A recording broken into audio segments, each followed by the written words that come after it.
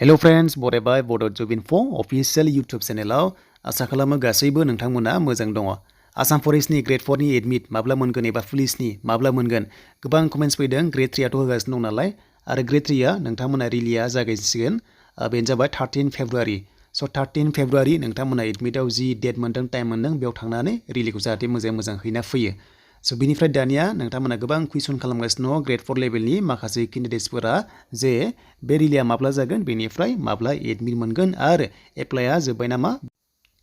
दा बेखौनो गासैबो डिटेल्सखौ नोंथांमोना लाबोदों आरो बेयाव सोर इलिजिबल जादों एबा माबायदि टेस्ट लागोन स' बेखौ नोंथांमोना लेटेस्ट आपडेट लाना फैबावबाय। दायो नोंथांमोना अफिसियेल साइटआव फैनाय लोगो एडमिट डाउनलड खालामाखैबा स' नोंथांमोना एडमिटखौहाय डाउनलड खालामना ला, थाबनो खालामना ला, मानोना सार्भार डाउन जायोब्ला हानाय नङा। स' बेखायनो बेयाव क्लिक खालामबा नोंथांमोना मोनगोन। एन्ड बेनिफ्राय ग्रेड 4 आ माब्ला मोनगोन एबा रानिं दंना गैया। दा बे ग्रेड 4 आव रानिं गैया, नोंथांमोना रानिं गैया, एग्जाम गैया, खालि नोंथांमोनखौ मा लागोन ट्रेड टेस्ट एबा स्किल टेस्ट नोंथांमोनखौहाय लानाय जागोन। अके, बेनो जाबाय पोस्ट लाइ पोस्टआव खामानि मावनाय नोंथांमोनखौहाय टेस्ट लानाय जागोन आरो बेयाव नोङो मोजाङै पारफरमेन्स होनांगोन आरो बेयाव पास जाबानो नोंथांमोना साफा ट्रेड्समेन एबा खामानि मावग्रा हिसाबै साख्रि मोननो हागोन आरो बेयाव रानिं गैया। अके, बेयाव रानिं गैखाया। दा बिनि मेक्सिमाम मार्क्सआ 50 आरो हायोब्ला नोंथांमोना 35 प्लास ला, अब्ला नोंथांमोना नेक्स्ट टेस्टनि थाखाय थांगोन। दा लास्टआव बाइबा टेस्ट लागोन ना मागोन बेनि सायाव रोखा गैया, दासिमबो होआखै। खालि नोंथांमोना बे मार्क्सखौ नोंथांमोना मोननो हादों अफिसियेल नटिफिकेसनावहाय। स' बिदिब्ला बिनि एप्लाइआ दायो सोलिगासिनो दं, ना जोब्बाय ना एडमिट माब्ला मोनगोन जों दानिया नायनोसै।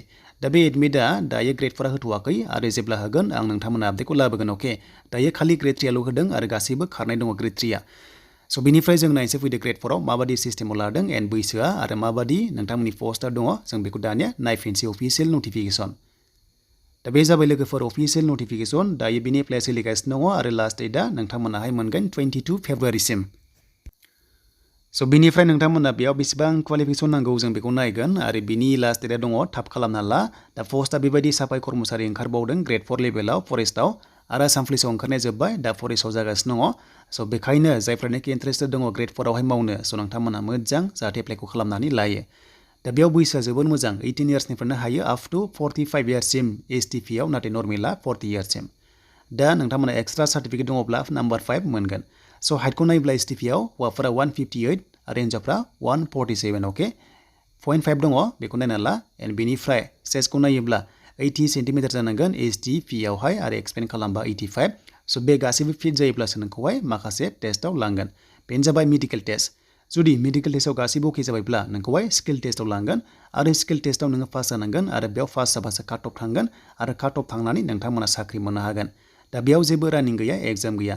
दा मेक्सिमाम नाम्बारा जाबाय 50 आरो 33% मोननाय जाथारनांगौ आरो नेक्स्ट लेभेलाव क्वालिफाइड जानो थाखाय। दा बेनोमोन नोंथांमोनाहाय, आं आसा खालामो गासैबो बुजिबाय। दा बेनि एडमिटआ माब्ला मोनगोन जोबनायाव गोबां सोंगासिनो दङमोन आरो बे रिलिया मार्चआव जागोन, बेखायनो नोंथांमोना लास्ट उइक फेब्रुवारियाव मोननो हागौ आरो बेनिफ्राय नोंथांमोना मार्चआवहाय स्किल टेस्टखौ होनो मोननायनि चान्सआ दङ।